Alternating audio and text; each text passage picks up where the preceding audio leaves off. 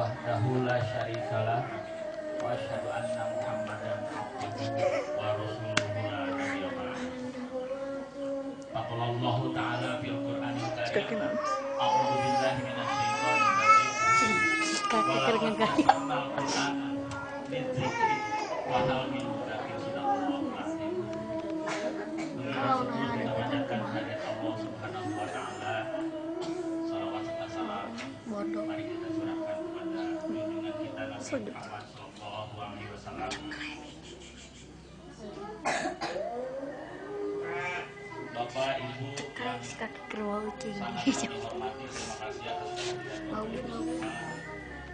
Dengan segala kesibukan yang ada, Bapak Ibu bisa hadir di sini, walaupun sebenarnya dengan segala keterbatasan yang ada, ini bukan berarti kita tidak mengundang yang lain. Kita sangat ingin mengundang yang lain karena memang kegiatan ini bukan hanya orang tua murid, tapi sebenarnya kita tidak berani mengundang karena berbagai keterbatasan yang kita miliki. Jadi jangan sampai nanti diundang ternyata tidak memuaskan. Ini pun dengan segala keterbatasan kami mohon maaf. Bapak Ibu yang kami hormati, sedikit saya sampaikan sejarah kenapa kita berani-beraninya mendirikan saung tasbih Al-Quran ini. Jadi sebenarnya sejak tahun 2000 sampai 2001 saya setelah lulus dari Yayan Sunan Gunung Jati, saya kuliah di Fakultas Dakwah. Angkatan pertama dulunya Fakultas Dakwah itu hanya sebatas jurusan. Setelah di Fakultas tahun 95 saya masuk jurusan Fakultas Dakwah, jurusan manajemen dakwah. Setelah lulus, walaupun lulusnya tidak sama dengan teman-teman karena lebih dari waktunya, karena bodoh, tapi alhamdulillah sudah lulus juga. Nah, setelah itu, ini sebenarnya bukan keinginan saya secara pribadi untuk masuk IAIN, apalagi masuk Fakultas Dakwah. Kata almarhum ibu, kalau sudah jadi ustadz mau sangsara cenah hirup teh. Jadi sok tingali cenah di daerah mana ustadz anu sangsara. Jadi memang tidak ada ustadz yang sengsara, walaupun tidak kaya tapi berkecukupan karena ditanggung oleh Allah. Dengan dia mengajarkan, berdakwah, berceramah, tausiah, mengajarkan Al-Quran kepada semua orang. Tapi karena waktu itu hatinya tidak masuk ke dalam diri saya, maka kuliah ya begitu kuliah. Saya masuk SMP pun saya tidak masuk SMP tapi masuk sanawiyah negeri. Padahal sebenarnya tidak maunya ke SMP 21, tapi karena ibu mengharuskan ke sanawiyah, saya takutnya sanawiyah itu bahasa Arabnya. Tapi kapaksa lah masuk sanawiyah. Setelah sanawiyah pun saya mau masuk SMA 1 karena nyampe ke SMA 1 Bandung, itu favorit di Bandung. Ternyata ibu pun tidak mengizinkan, almarhum ibu tetap memasukkan saya ke Madrasah Negeri 1 Bandung, Cijarah. Itu pun bahasa Arabnya bodoh. Tapi alhamdulillah setelah lulus juga saya pengen kuliahnya di ITB. Kebetulan di ITB saya tidak masuk, PTN-nya gagal. Jadi terpaksa keinginan orang tua masuk IAIN dengan TMTK. Nah di sana pun saya lihat jurusan-jurusan yang tidak ada bahasa Arabnya. Ternyata kata ibu udah jadi ustadz dan itu sejak dakwah kebenaran Fakultas Dakwah tahun 95 itu baru. Dulunya kan baru jurusan, sekarang tahun 95 itu masuk jadi fakultas. Ya, masuk jurusan manajemen dakwah, kali yang lain jurusan tuh yang bagus. Ternyata kalau ada jurusan manajemen berarti bahasa Arabnya nggak ada. Setelah masuk jurusan manajemen dakwah ada juga bahasa Arabnya. Tapi lah, ngam-ngam tuh bisa. Nah setelah lulus pun karena hatinya tidak ada di sana, saya sempat masuk TNI karena memang tidak diizinkan oleh Allah. Ya ayah itu kendala sehingga akhirnya keluarlah dari TNI dengan pangkat terakhir Letnan 1. Ibu meninggal dunia. Nah dari sana mulai berpikir ilmu-ilmu yang dulu dari sejak sanawiyah sampai kuliah itu ternyata tidak diamalkan, untuk diri sendiri pun tidak diamalkan, kadang-kadang sholat pun jarang. Nah dari sana kadang-kadang manusia itu titik balik. Nah dari sana mulai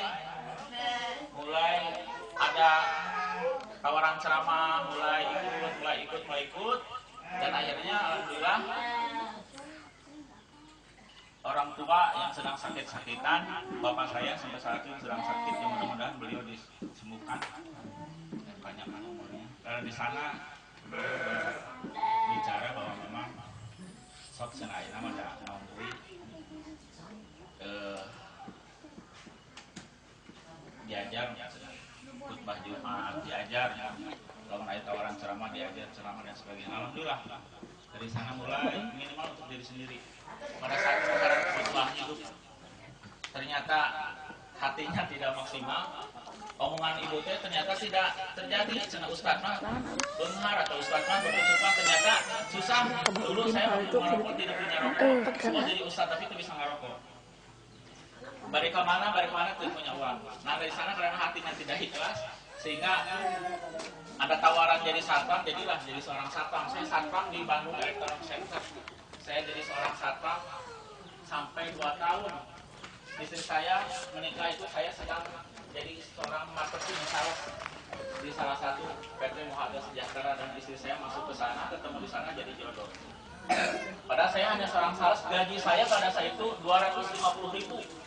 Tapi berani bismillahirrahmanirrahim ka bapak nongkap ka dieu abdi nyanggakeun tiluhur sausap rambut dan sausap dampal abdi bade serius ka putri bapak tidinya sabarapa bulan banyak abdi ka dieu teh setengah teh sugan teh nikah teh biasa-biasa ternyata diramekeun. Alhamdulillah sampai saat ini mudah-mudahan lebih berkahi. Nah dari sejak itu mengenai tahfidz Quran ini adalah metodenya adalah metode kuantum energi Qurani. Kuantum energi Quran ini udah beribu-ribu orang yang menjalankannya. Bapak Ibu coba cek di web, di Google, di YouTube, menghafal Al-Quran semudah tersenyum. Ya, nanti keluar sana. Metode yang sama dengan kita karena satu perguruan. Ustadz Bobby itu adalah satu kuliahan dengan saya. Jadi beliau yang banyak ke mancanegara, di Indonesia pun banyak tawarannya. Itu judulnya menghafal Al-Quran semudah tersenyum. Dengan metode kayak gini, sama percis semuanya sama karena satu guru, satu kiai yang sama. Cuman karena memang kuantum energi Quran ini hanya saya yang bikinnya. Sebenarnya mah menghafal Al-Quran semudah tersenyum. Tapi karena kenapa pakai metode kuantum energi Quran ini hanya sebatas judul saja karena memang Al-Quran itu adalah mujizat Rasulullah yang masih ada pada saat ini. Rasul yang lain, Nabi yang lain setelah wafat itu mujizatnya tidak bisa berlaku lagi. Tapi Rasulullah SAW walaupun sudah wafat sampai saat ini Al-Quran pun masih kita bisa baca dengan utuh. Tidak ada satu ayat pun yang bisa dirubah.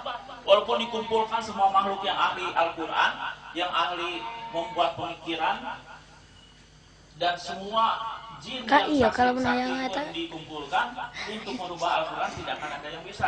Karena ini adalah ayat-ayat Allah sendiri yang akan menjaganya. Begitu istimewanya Al-Quran, apa salahnya kita sebagai umat Rasulullah ya, untuk mengamalkannya? Saya tanya, apakah akan senang Allah ayat-ayatnya kita hafal? Senang tidak? Pasti senang. Ya, udah jelas lah kalau dibaca mah pahalanya berlipat ganda. Didengarkan saja, hanya mendengarkan saja pahalanya udah besar sekali. Apalagi kalau kita dihafalkan. Memang tidak ada kewajiban dalam Al-Quran bahwa kita harus menghafalkan Quran. Tidak ada. Sunat pun tidak. Tidak ada sunatnya. Kita menghafalkan Quran tidak masuk sunat. Apalagi wajib. Tapi apa salahnya kita bikin Allah senang? Ini adalah ayat-ayat Allah. Kalau ayat-ayat Allah kita hafal, masuknya di dalam hati, senang nggak tidak? Allah pasti senang. Mudah-mudahan lah kita semua sama-sama, Bapak Ibu, bisa belajar menghafal Al-Quran. Nah, kenapa pakai kuantum energi Qurani? Ini untuk semua usia. Karena ngejeblak kalau di dalam itu ada tulisan tim menghafal Al-Quran tanpa otak. Benar, tanpa otak. Banyak orang yang berpikir, saya kemarin di BTC Bandung Trade Center ngasih tausiah. Banyak yang ngomong, Pak, kenapa menghafal Al-Quran tanpa otak? Benar nggak? Ya benar.